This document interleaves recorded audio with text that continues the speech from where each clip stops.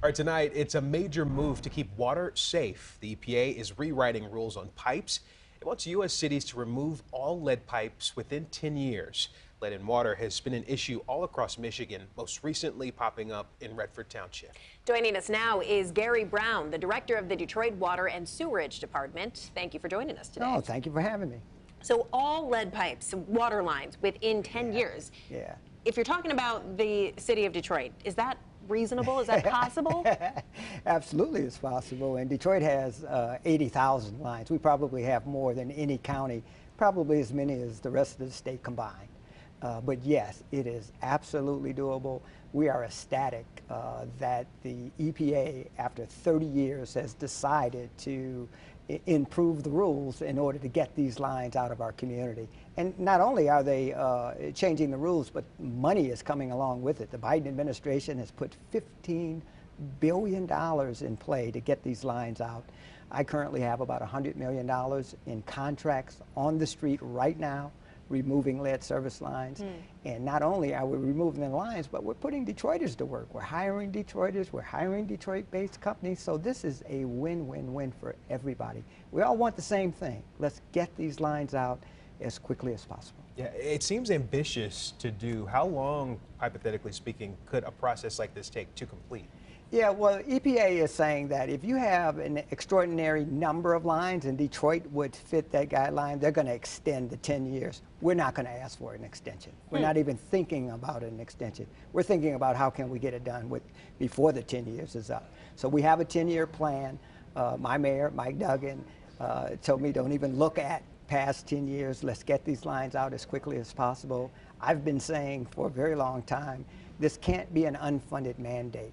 The poverty level is too high in the city of Detroit to pass the cost on to our customers through rates or by charging residents for their portion of the line. And so now that the money is being made available by the federal government, we're not going to be able to have to raise rates to do this. We have the dollars. It's about contractor capacity.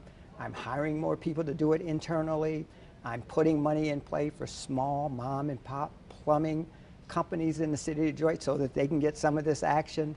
I'm attracting companies from as far away as Wisconsin to move equipment and people into Detroit.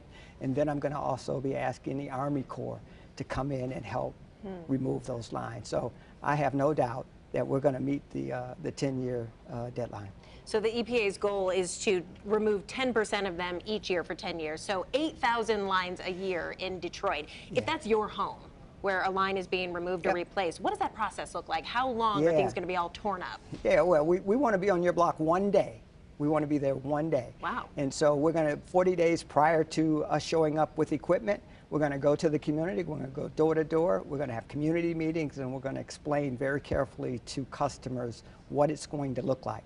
We're going to hand them a filter pitcher so that they can filter the water through the process, but we're simply going to go out into the street and dig a hole, and we're going to go down to the water main, and we're going to attach it, unattach the lead service line, attach the new copper line, and then run it into the house and attach it to the meter, and then we're out of there.